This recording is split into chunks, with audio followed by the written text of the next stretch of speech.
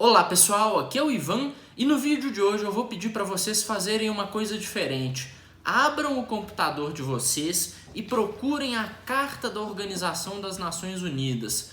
Você vai encontrá-la no site do governo federal porque a Carta da ONU é um tratado que foi ratificado pelo Brasil. E como todo tratado ratificado, você tem uma versão dessa carta no site do governo federal. Beleza? Você vai abrir no seu computador e você vai, junto comigo, ver as provas de que a ação da Rússia nessa guerra da Ucrânia é completamente ilegal. E já vamos começar no início na Carta da ONU. A gente abre lá, vê o primeiro artigo, vai para o segundo. Artigo 2, inciso 4. Vocês podem ler comigo. Todos os membros deverão evitar em suas relações internacionais a ameaça ou o uso da força contra a integridade territorial ou a dependência política de qualquer Estado ou qualquer outra ação incompatível com os propósitos das Nações Unidas. Em dúvida sobre quais são os propósitos, vocês podem ir lá no artigo 1º, onde está lá, inciso 1, manter a paz e a segurança internacional e, para esse fim, tomar coletivamente medidas efetivas para evitar ameaças à paz e reprimir atos de agressão e etc. Vocês podem ler, tá no site do governo federal. Você vai lá, planalto.gov.br, e você encontra toda a Carta da ONU e você pode ver isso. Que, começando no artigo 2, inciso 4, já está demonstrado que a ação da Rússia é criminosa. Mas eu não vou parar por aí, porque existem sim situações em que a Carta da ONU admite o uso da violência. Existem duas situações. A primeira delas, estabelecida no artigo 39. Aí vamos aqui no artigo 39. Vou botar aqui, 39, procurar. Aqui, artigo 39.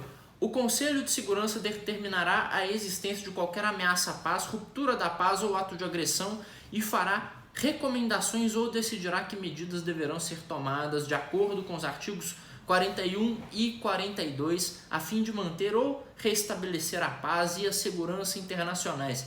Essa é uma das únicas circunstâncias em que a Carta da ONU admite o uso da força através de resolução do Conselho de Segurança das Nações Unidas.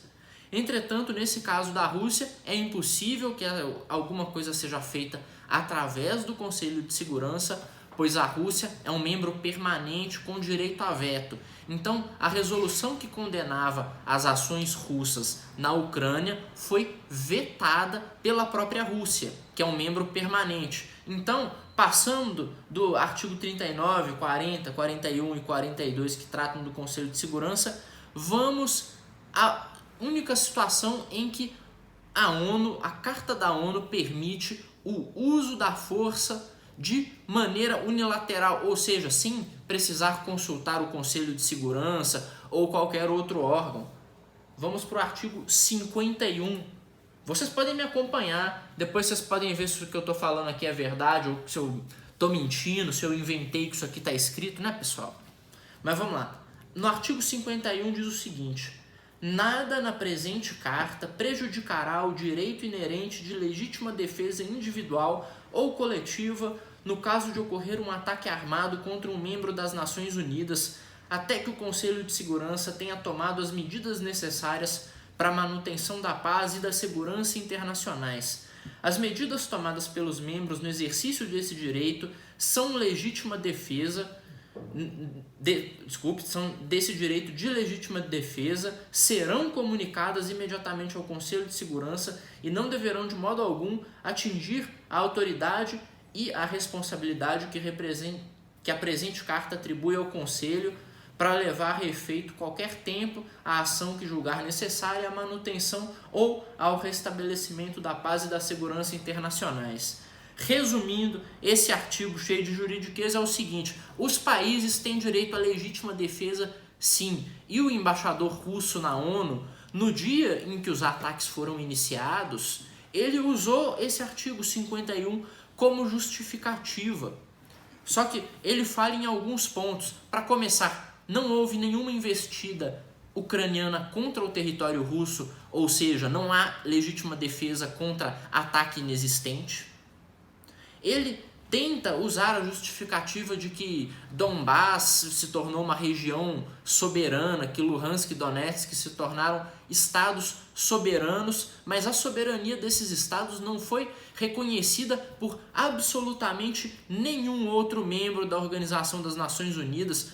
Talvez o Putin consiga convencer a Venezuela a reconhecer essa palhaçada nos próximos dias, mas o fato é o seguinte: Luhansk e Donetsk não são regiões reconhecidas como independentes, não são membros da ONU, não têm soberania nenhuma para entrar em conflito com a Ucrânia e muito menos têm soberania para fazer aliança com a Rússia e atacar a Ucrânia.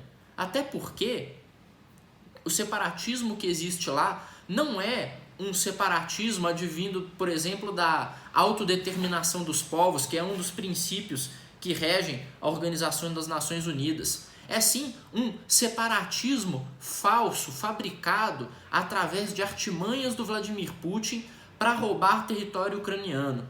Não deve nunca ser confundido com a legítima autodeterminação dos povos, que essa sim precisa ser respeitada.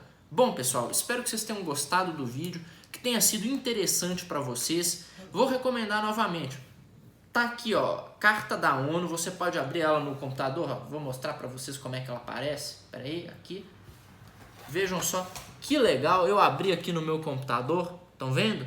A carta da ONU. Vocês conseguem abrir também e tirar as suas dúvidas, ver se eu li direito o que está escrito aqui ou se eu inventei alguma coisa, né? Porque tem gente que adora, né, perde o argumento e começa a chamar os outros de mentiroso. Mas é assim, tá aqui para você refutar o palhaço que fica falando que a Rússia tem razão.